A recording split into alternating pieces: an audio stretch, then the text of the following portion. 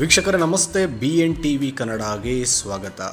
ಕನ್ನಡ ಪರ ಹೋರಾಟಗಳಿಂದ ಮನೆ ಮಾತಾಗಿರುವ ಕರ್ನಾಟಕ ರಕ್ಷಣಾ ವೇದಿಕೆ ಅಧ್ಯಕ್ಷ TA ನಾರಾಯಣಗೌಡ ಅವರು ಕನ್ನಡಿಗರಿಗೆ ಸಿಹಿ ಸುದ್ದಿಯೊಂದನ್ನು ನೀಡಿದ್ದಾರೆ. ಕನ್ನಡಿಗರು ಹಾಗೂ ಕರ್ನಾಟಕಕ್ಕೆ ತೊಂದರೆಯಾದಾಗ ಸರ್ಕಾರದ ವಿರುದ್ಧ ತೊಡೆತಡ್ತಾ ಇದ್ದಂತಹ ನಾರಾಯಣಗೌಡ ಇದೀಗ ರಾಜಕೀಯಕ್ಕೆ ಪ್ರವೇಶಿಸಲು ಹೊರಟಿದ್ದಾರೆ. ಬಹುದಿನಗಳಿಂದ ಒಂದು ಪಕ್ಷ ಕಟ್ಟಿ ಬೇಡಿಕೆ ಇವರ ಮುಂದಿತ್ತು. ಈ ಬಗ್ಗೆ ಕೊನೆಗೂ ಅವರು ನಿರ್ಧಾರ ಪ್ರಕಟಿಸಿದ್ದಾರೆ. ಕನ್ನಡಿಗರ ರಕ್ಷಣೆಗೆ ಹೊಸ ಪ್ರಾದೇಶಿಕ ಪಕ್ಷ ಕಟ್ಟುತ್ತೇನೆ ಎಂದು ಘೋಷಣೆ ಹೊರಡಿಸಿದ್ದಾರೆ. ಸಂದರ್ಶನವೊಂದರಲ್ಲಿ ಈ ಬಗ್ಗೆ ಮಾತನಾಡಿರುವ ಅವರು, ನಾನು ಕನ್ನಡ ಸಂಘಟನೆಗಳನ್ನು ಒಗ್ಗೂಡಿಸಿ 1999ರಲ್ಲೇ ಕನ್ನಡ ನಾಡು ಮುನ್ನಡೆ ಪಕ್ಷ ಎಂಬ ಪಕ್ಷವನ್ನು ಸ್ಥಾಪಿಸಿದ್ದೆ. ಆದರೆ ಅವತ್ತು ಇಂತಹ ಸಂಘಟನೆಗಳ ಕೆಲವರ ವ್ಯಕ್ತಿ ಪ್ರತಿಷ್ಠೆ, ನಾಯಕರ ಸ್ವಾರ್ಥದಿಂದ ಆ ಪಕ್ಷ ಬೆಳೆಯಲಿಲ್ಲ. ಹೀಗಾಗಿ ನಾನು ಕೂಡ ಎದೆಗುಂದಲಿಲ್ಲ. ಈಗ ಮತ್ತೊಮ್ಮೆ ನಾನು ಅಂತಹ ಪ್ರಯತ್ನ ಮಾಡಲು ಸಜ್ಜಾಗ್ತಾ ಇದ್ದೇನೆ ಎಂದು ನಾರಾಯಣಗೌಡ ಹೇಳಿದ್ದಾರೆ. ಕರ್ನಾಟಕದಲ್ಲಿ ಶೀಘ್ರವೇ ಮಹಾಸಂಘರ್ಷ ಯಾತ್ರೆ ಮಾಡಿ ಇಡೀ ಎಲ್ಲ ಜಿಲ್ಲೆಗಳಲ್ಲಿ ಕನ್ನಡಿಗರನ್ನು ಒಗ್ಗೂಡಿಸುವೆ.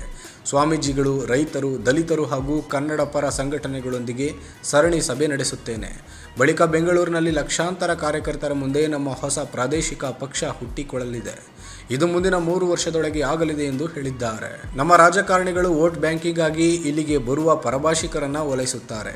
ಯಾವ ರಾಜ್ಯದಲ್ಲೂ ಸಾಧ್ಯವಿಲ್ಲದ ಸವಲತ್ತುಗಳನ್ನು ಬೇಗನೆ ಅವರಿಗೆ ಕೊಡುತ್ತಾರೆ. ಒಂದು ರೇಷನ್ ಕಾರ್ಡ್ನಿಂದ ಹಿಡಿದು ಮತದಾನ ಮಾಡುವವರೆಗೆ ಅವರಿಗೆ ಎಲ್ಲವೂ ಬೇಗ ಸಿಗುತ್ತೆ.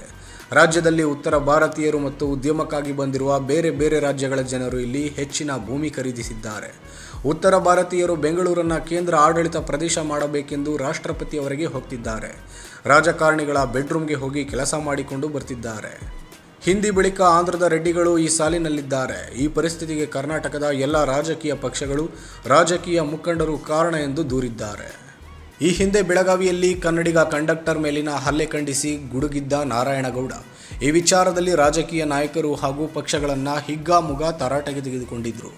ಇದೇ ಬೇಸರದಿಂದ ಅವರು ರಾಜಕೀಯದತ್ತ ಮುಖ ಮಾಡುವ ನಿರ್ಧಾರದ ಸುಳಿವು ನೀಡಿದರು. ನಾನು ಯಾವ ಅಧಿಕಾರ ಸ್ಥಾನದಲ್ಲೂ ಇಲ್ಲ, ನ್ಯಾಯಕ್ಕಾಗಿ ಈ ಮಕ್ಕಳೊಂದಿಗೆ ಸೇರಿ ಬಡಿದಾಡಬಹುದು ಅಷ್ಟೇ ಎಂದಿದ್ದ ಹಲವರು, ಗೌಡ್ರೆ ನೀವು ಯಾಕೆ ಒಂದು ಪ್ರಾದೇಶಿಕ ಪಕ್ಷ ಸ್ಥಾಪಿಸಬಾರದು, ನಾವೆಲ್ಲ ನಿಮ್ಮ ಜೊತೆ ಇರುತ್ತೇವೆ ಎಂದು ಹೇಳ್ತಿದ್ದಾರೆ. ಪಕ್ಷ ಸ್ಥಾಪಿಸುವುದು, ಚುನಾವಣೆಯಲ್ಲಿ ಗೆಲ್ಲುವುದು ಅಷ್ಟು ಸುಲಭದ ವಿಷಯವಲ್ಲ. ಅದಕ್ಕೆ ಕಾಲವೂ ಸರಿಯಲ್ಲ.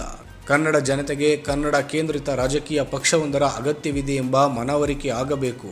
ಆಗ ಮಾತ್ರ ಇದು ಸಾಧ್ಯ ಎಂದಿದ್ರು. ಆದರೆ ಇದೀಗ ಹೊಸ ಪಕ್ಷವನ್ನು ಕಟ್ಟುತ್ತೀನಿ ಎಂಬ ಆದೇಶವನ್ನು ನಾರಾಯಣಗೌಡ ಹೊರಡಿಸಿದ್ದಾರೆ.